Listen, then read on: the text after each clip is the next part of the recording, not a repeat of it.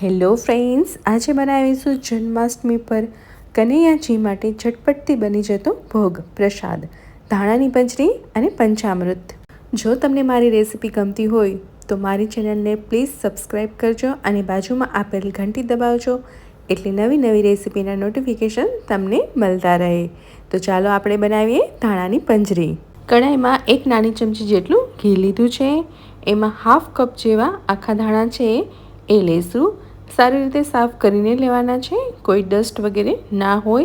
ધાણાને થોડા શેકી લેશું। પંજરી બનાવવા માટે આખા ધાણા જ લ્યો અને તાજા જ પીસો તો સુગંધ અને સ્વાદ બંને સારા આવશે।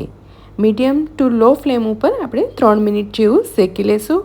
સુગંધ સરસ આવે છે, વધારે શેકવાની જરૂર નથી।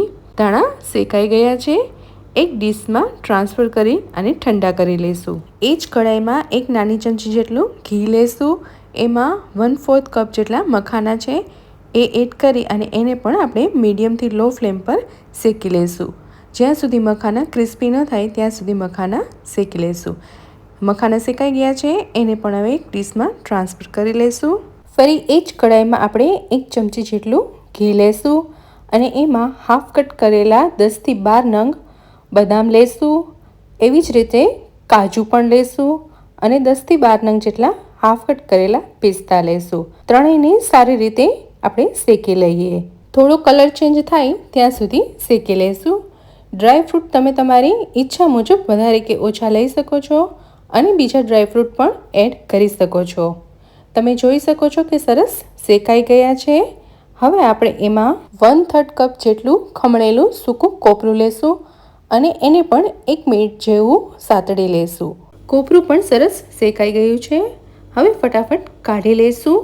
કોપરાનું કલર વધારે ચેન્જ ન થાય એક પ્લેટમાં કાઢી લેશું અને થોડીવાર ઠંડુ કરી લેશું। અહીં મેં સાકર લીધી છે, સાકરની જગ્યાએ તમે ખાંડ પણ લઈ શકો છો। હવે સાકરનો પાવડર કરી લઈએ। હવે ધાણા ઠંડા થઈ ગયા છે, એને પણ પીસી લેશું। જેવું આપણે ધાણા પાવડર બનાવીએ છીએ એવું જ આપણે પીસવાનું છે। પાવડર દરદરો આપણે પીસી લેશું। તમે જોઈ શકો છો કે આ રીતે પીસી લેવાનું છે। ડ્રાયફ્રૂટ પણ ઠંડા થઈ ગયા છે, 2 થી 3 ચમચી જેવા ડ્રાયફ્રૂટને પીસી લેશું। બધી વસ્તુ રેડી છે, હવે મિક્સ કરી લઈએ। ડ્રાયફ્રૂટનો પાવડર છે એ આપણે એડ કરીએ। પીસેલા ધાણા પાવડર છે એ એડ કરી લઈએ।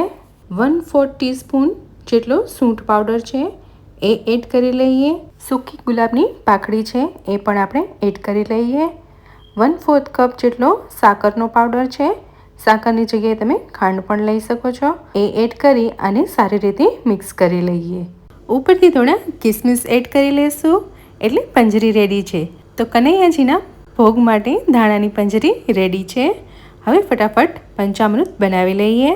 એની માટે 1 ચમચી જેટલું મધ લીધું છે, 2 ચમચી જેટલું ગાયનું ઘી લીધું છે। ગાયનું ઘી તમે મેલ્ટ કરીને પણ લઈ શકો છો। 1/4 કપ જેટલી સાકરનો પાવડર છે એ એડ કરીએ। હાફ કપ જેટલું મોરું અને તાજું દહીં લીધું છે એ આપણે એડ કરી લેશું। 1 કપ જેટલું ગાયનું કાચું દૂધ લીધું છે। ગાયનું દૂધ ન મળે તો તમે જે દૂધ વાપરતા હોય એ દૂધ તમે એડ કરી શકો છો। સારી રીતે બધી વસ્તુને મિક્સ કરી લેશું। તો આપણું પંચામૃત પણ રેડી છે। એ સાથે બંને પ્રસાદમાં તુલસીજીના પાન એડ કરવા। તો આ જન્માષ્ટમી આ બંને પ્રસાદ જરૂરથી બનાવજો। રેસીપી કેવી લાગી મને કોમેન્ટ કરજો, શેર કરજો અને મારી ચેનલને સબસ્ક્રાઈબ કરજો। ફરી મળીએ આવતી રેસીપીમાં, ત્યાં સુધી આવજો।